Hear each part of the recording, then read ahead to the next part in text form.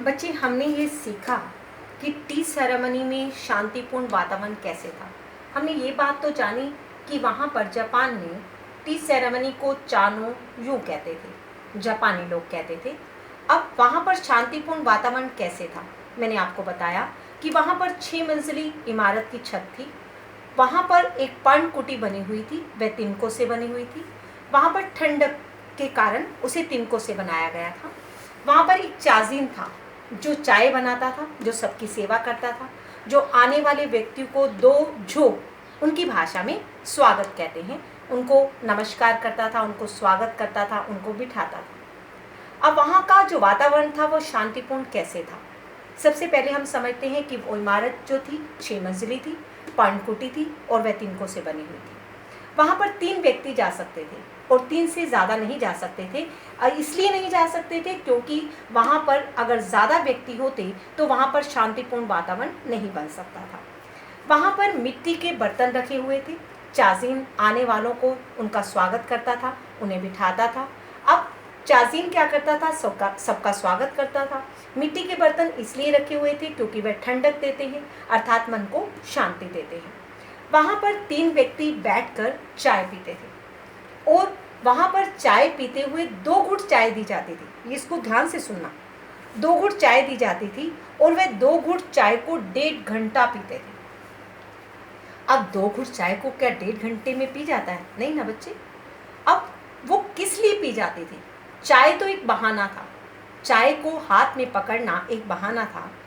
ये इसका कारण क्या था, वहाँ पर लोगों को क्यों बुलाया जाता था और वो वहाँ का वातावरण शांतिपूर्ण क्यों था? क्योंकि वहाँ पर सिर्फ 3 व्यक्ति थे।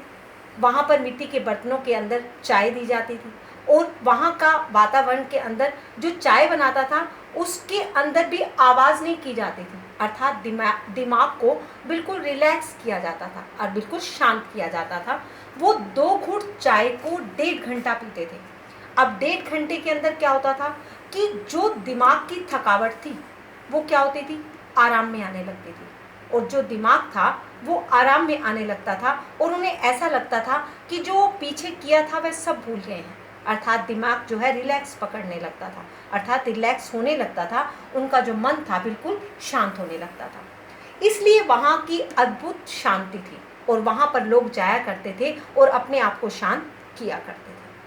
अब ये वातावरण इसलिए शांत था क्योंकि वहाँ पर जाना लोगों को अच्छा लगता था। चाय पीना एक बहाना था, वो एक परंपरा थी, इसलिए चाय पी जाती थी ताकि एक बहाना मिल जाए कि वहाँ पर टी सेरेमनी में जा रहे हैं और वहाँ पर चाय पीनी है। चाय पीने के बहाने वो क्या करते थे, अपने आप मन को शांत करते थे। और ये किससे किया जा सकता है बच्चे? अगर हम रोज़ पढ़ते हैं, अब रोज़ का काम अगर रोज़ कर लेते हैं तो हमें दिक्कत नहीं आती है। अगर हम काम को इकट्ठा कर लेते हैं तो हमें दिक्कत आती है। जैसे मैंने यहाँ पर आपको बताया था कि प्रतिस्पर्धा के कारण जापानी लोग क्या करते थे, 1 महीने के काम को 1 दिन में कोशिश करते थे। अब क्या करते हो, आप दोस्तों के कहने में लग जाते हो और आज का काम कल, कल का काम परसों, इस तरह छोड़ते चले जाते हैं और वो काम क्या हो जाता है, इकट्ठा हो जाता है। जब काम इकट्ठा हो जाता है तो मन की शांति भंग होना रहता है, मन की शांति भंग हो जाती है। फिर मन में उलझन आती है कि हम ये काम को कैसे करें। अब मन में उलझन आ जाती है तो मन शांत नहीं रहता है। अब अगर हम रोज़ का काम रोज़ कर लेते हैं तो मन शांत रहता है, तो हमें डिप्रेशन होने की शिकायत कभी नहीं रह सकती है। अब हमें यहाँ पर लेखक क्या सिखाना चाहता है, ये परंपरा तो बता रहा है, लेकिन परंपरा के साथ साथ आपको ये कह रहा है कि आपको अपना जीवन सिस्टमेटिकली करना है, अर्थात आपको अपने जीवन के अंदर समझ से लाना है, आपको अपने जीवन के अंदर स्थिरता लानी है, जिससे आप अपने जीवन को शांतिपूर्ण गुजार सको। अर्थात आप जीवन जीने की कला सीखनी है, किसके द्वारा? झेन की परंपरा के द्वारा। अब एक बहुत अच्छी बात कहता है लेखक, वो कहता है कि अनंत काल जैसा विस्तृत वातावरण। अब ऐसा लग रहा था चाय को पीते हुए कि वे अनंत काल से जी रहा है। ऐसा क्यों लग रहा था बच्चे? ऐसा इसलिए लग रहा था क्योंकि दिमाग शांत हो रहा था और उसे ऐसा लग रहा था कि बहुत समय से जी रहा है। अर्थात मन जब शांत हो जाता है तो रिलैक्स हो जाता है और मन जब शांत होता है तो सब कुछ अच्छा लगने लग जाता है। वहाँ का वातावरण ऐसे लग रहा था कि अनंत काल से वे जी रहा है, बहुत समय से जी रहा है और यहाँ क्या लग रहा था, 1 महीने के काम को 1 दिन करने पर रफ्तार जो थी दिमाग की बढ़ रही थी और इंजन टूट रहा था और डिप्रेशन हो रहा था। लेकिन उस डिप्रेशन को दूर करने के लिए वह टी सेरेमनी के अंदर गया और टी सेरेमनी में उसका वातावरण जो था शांतपूर्ण था और उसे ऐसा लगने लग रहा था कि वह अनंत काल तक जी रहा है, बहुत समय से जी रहा है। अब इन सभी बातों से लेखक आपको क्या सिखाना चाहता है बच्चे? इन सभी बातों से, इस परंपरा से लेखक आपको सिखाना चाहता है कि आपको बीमारी का शिकार नहीं होना है। ये एक ऐसी बीमारी है जो ठीक नहीं होती है। हाँ, दवाई लेने से ऐसा लगता है कि थोड़ी देर के रिलैक्स मिल गया है, लेकिन जो मन बार बार उलझता है तो वो इंसान को स्थिरता नहीं दे सकता है, अर्थात व्यक्ति जो है स्थिर नहीं हो पाता है और अपने काम को सजग नहीं कर पाता है, सजग रूप से नहीं कर पाता है और एक सक्रिय और जागरूक नागरिक नहीं बन पाता है। और हमें क्या बनना है? इस पाठ को सीखकर एक सक्रिय और जागरूक नागरिक बनना है, ताकि हमारे जीवन में कोई दिक्कत ना आ सके, हम स्थिर रूप से अपने जीवन को जी सके और जीवन जीने की कला को सीख सके और जीवन की उलझनों को दूर कर सके। अब हमने ये तो कह दिया कि जीवन की उलझनों को दूर करना, ये कैसे दूर हो पाएंगी बच्चे? हर व्यक्ति खट्टी मीठी यादों में उलझा रहता है। नहीं, कोई बात नहीं, आज तो नहीं कर पाया हूँ, कल तो कर लूँगा। हर व्यक्ति अपने आप की खट्टी मीठी यादों में इसलिए उलझा रहता है क्योंकि वे अपने आप को भ्रमित करता है, झूठा दिलासा देता है कि आज नहीं कल कर लूँगा, कल नहीं परसों कर लूँगा, इसी में उलझा रहता है। अगर व्यक्ति भविष्य और भूतकाल में उलझा रहेगा तो स्थिर नहीं हो पाएगा। कल क्या होगा हम नहीं जानते हैं, जो बीत चुका है वो वापस नहीं आना है। भविष्य में क्या होना है हम नहीं जान पाते हैं, तो फिर उसमें उलझे क्यों? ये बात सीखनी है बच्चे। हम ये सोचते हैं कल क्या होगा, हाय ये नहीं करेंगे तो ये हो जाएगा, ऐसा करेंगे तो वैसा हो जाएगा। बच्चे ये बात बहुत इम्पोर्टेंट है, ये बहुत महत्वपूर्ण है कि आपको ये नहीं सोचना है कि कल क्या होगा, जो होना है वो तो होगा। लेकिन अगर आप अच्छा कार्य करते हैं तो भविष्य में गलत नहीं हो सकता है।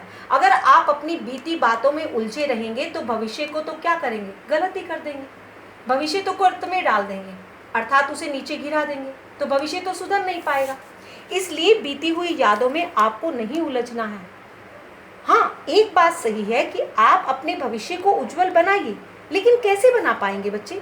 जब आप अपनी बीती बातों में नहीं उलझेंगे तभी भविष्य उज्जवल बन पाएगा।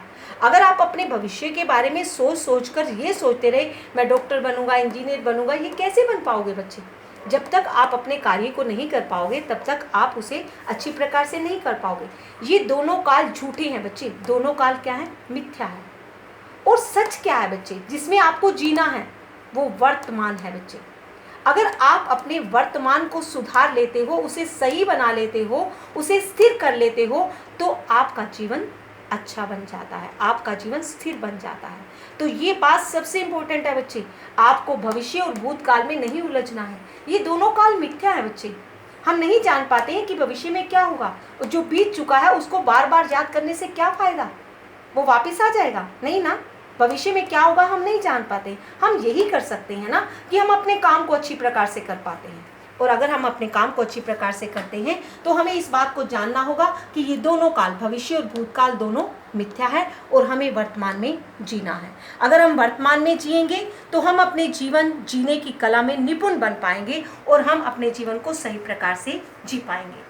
अब रविंद्र केलेकर ने ये बात हमें बहुत अच्छी तरह से समझाई है कि जीवन में सक्रिय और जागरूक नागरिक कैसे बना है, और जापानियों की झेन परंपरा की अद्भुत देन है जिससे हम अपनी मानसिक बीमारियों से बच सकते हैं और अपने भविष्य को उज्जवल बना सकते हैं।